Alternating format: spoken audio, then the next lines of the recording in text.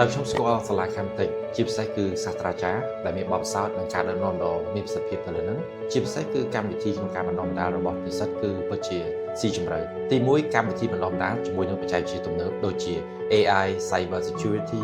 ជំនាញទាំងអស់នេះគឺជាជំនាញដែលមិនងាយស្រួលរកក្នុងធនធានមនុស្សក្នុងប្រទេសកម្ពុជាសាកលវិទ្យាល័យខេមតិចបានបញ្ចូលកម្មវិធីដ៏សំខាន់នេះចូលទៅក្នុងកម្មវិធីបណ្ដុះបណ្ដាលជំរាបសួរខ្ញុំបាទឈ្មោះសកស្វែមកុលហើយខ្ញុំគឺជាសហស្ថាបនិកនិង CEO របស់ក្រុមហ៊ុន Coding Technology និង Game Master.ai ក្រុមហ៊ុន Coding Technology តែងតែតម្រូវការធនធានមនុស្សនៅក្នុងជំនាញបច្ចេកវិទ្យា AI Cyber Security និងជំនាញបច្ចេកវិទ្យាទំនើបទាំងអស់ហ្នឹងខ្ញុំជឿជាក់ទៅលើសាស្ត្រាចារ្យថ្នាក់ដឹកនាំរបស់សាកលវិទ្យាល័យ Camtech តែងតែបង្កើននូវការអភិវឌ្ឍនវានុវត្តន៍នៅក្នុងកម្មវិធីបណ្ដុះបណ្ដាលរួមផ្សំទាំងពីបច្ចេកវិទ្យាសហគ្រិនភាពនិងអភិវឌ្ឍជំនាញ soft skill ដល់សិស្សនិស្សិតហើយជំនាញទាំងអស់នេះគឺជាជំនាញដ៏កម្រដែលក្រុមហ៊ុនទាំងអស់ត្រូវការធនធានមនុស្សពី Camtech ដើម្បីចូលមកធ្វើកម្មសិក្សានិងធ្វើការងារជាមួយនឹងក្រុមហ៊ុនរយៈពេលវែងបច្ចុប្បន្ននេះយើងបានផ្ដល់ឱកាសចុះកម្មសិក្សាដល់សិស្សនិស្សិតពីសាកលវិទ្យាល័យ Camtech ចំនួន2រូបហើយពួកគាត់បានក្លាយទៅជាបុគ្គលិកពេញសិទ្ធិនៅក្នុងក្រុមហ៊ុនរបស់យើងគេហួយគាត់ជាសិស្សនិស្សិតហាត់ការចូលរួមជាមួយនឹងក្រុមហ៊ុន Coding Technology របស់យើងរយៈពេល6ខែហើយគាត់ក្លាយទៅជាបុគ្គលិកពេញសិទ្ធិនៅក្នុងក្រុមហ៊ុនរបស់យើងហើយអ្វីដែលជាចំណុចដែលយើងផ្ដល់នៅឱកាសការងារដ៏សំខាន់មួយនៅក្នុងក្រុមហ៊ុន Coding Technology ជា CEO Assistant ពីព្រោះសមត្ថភាពរបស់គាត់មិនត្រឹមតែយល់ពីបច្ចេកវិទ្យាការទំនាក់ទំនងការដោះស្រាយបញ្ហានិងការគិតស៊ីជម្រៅទៅលើបញ្ហានីមួយៗខ្ញុំមើលឃើញថាធនធានមនុស្សបែបនេះគឺជាចំណុចដ៏សំខាន់មួយនៅក្នុងជាតម្រូវការនៅក្នុងទីផ្សារហើយក៏ជាចំណុចមួយដែលក្រុមហ៊ុនត្រូវការជាលៀងគាត់គឺជាសិស្សនិស្សិតហាត់ការដែលចូលរួមជាមួយយើងដូចគ្នាដែរដំបូងគឺគាត់ជាសិស្សនិស្សិតមួយដែលមិនសូវចេះហ៊ាននិយាយគាត់ជាអ្នកបច្ចេកទេសមិនសូវហ៊ាននិយាយទៅលើហ្នឹងប៉ុន្តែពួកយើងមើលឃើញពី commitment របស់គាត់ខ្ពស់ទៅលើគាត់មានភាពផ្សាយបន្តិចជាមួយនឹងការតំណែងជាដំបូងប៉ុន្តែរឿងបច្ចេកទេសគាត់មានភាពឆ្នើមទៅលើហ្នឹងហើយពួកយើងបាន interview ហើយក្រុមហ៊ុន Coding Technology របស់យើងមិនត្រឹមតែសម្ភាសដោយមើលទៅលើសិស្សនិស្សិតដែលគាត់គ្រាន់តែនិយាយល្អ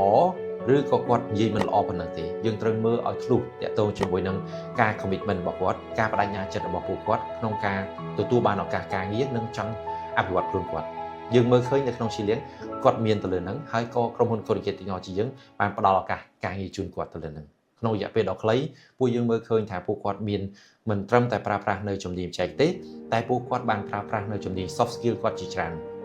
ការទំនាក់ទំនងជាភាសាខ្មែរការទំនាក់ទំនងជាភាសាបរទេសជាមួយនឹងអតិថិជនគោលដៅរបស់យើងបានហើយចំពោះខ្ញុំរឿងអ្នកបច្ចេកទេសចេះសរសេរកូដចេះធ្វើការងារបច្ចេកទេសអត់គឺកម្រិតល្អហើយប៉ុន្តែអ្វីដែលកម្រិតដ៏ល្អបំផុតគឺពួកគាត់អាចទំនាក់ទំនងរវាងក្រុមការងារនិងអតិថិជនបានអញ្ចឹងពួកខ្ញុំនេះគឺជាចំណុចមួយដែលធនធានមនុស្សដែលយើងចង់បានពីសិស្សនិស្សិតដែលរៀននៅក្នុងផ្នែកបច្ចេកវិទ្យាពិតប្រាកដចំពោះខ្ញុំសូមលើកទឹកចិត្តដល់សិស្សនិស្សិតជ្រើសរើសនៅក្នុងវិស័យបច្ចេកវិទ្យាដោយជ្រើសរើសនៅសាកលវិទ្យាល័យណាដែលផ្ដល់នៅជំនាញចុងក្រោយជំនាញដែលតម្រូវការទៅលើទីផ្សារដូចជាជំនាញ AI Cyber Security ទាក់ទងជាមួយនឹងបច្ចេកវិទ្យាទំនើបចុងក្រោយដើម្បីការសិក្សារបស់គាត់ឲ្យស្របជាមួយនឹងតម្រូវការទីផ្សារហើយការសិក្សានឹងគឺជាឱកាសដើម្បីគាត់ទទួលបានឱកាសការងារទទួលបាននៅអត្ថប្រយោជន៍នៅក្នុងការអភិវឌ្ឍជំនាញរបស់គាត់ខ្ពស់បំផុតហើយការរៀនគឺសូមមិនរៀនត្រឹមតែជំនាញបច្ចេកទេសសូមអភិវឌ្ឍចំណេះជំនាញក្នុងការទំនាក់ទំនងចំណេះជំនាញក្នុងការធ្វើការងារជាក្រុមនិងបើកចិត្តទូលាយក្នុងការទំនាក់ទំនងមិនត្រឹមតែបុគ្គលិកនៅក្នុងក្រុមការងារថ្នាក់ដឹកនាំនិងអតិថិជនទៅលើហ្នឹងអញ្ចឹងជំនាញទាំងអស់នេះគឺជាធនធានមនុស្សដែលត្រូវការនៅក្នុងប្រទេសកម្ពុជាយើងដើម្បីជំរុញនៅក្នុងការអភិវឌ្ឍសេដ្ឋកិច្ច Digital ទាំងអស់គ្នាចំពោះក្រុមហ៊ុន Coding Technology នឹងស្វាគមន៍សិស្សនិស្សិតមកពីសាកលវិទ្យាល័យ Camtech ដើម្បីចូលមកធ្វើកម្មសិក្សា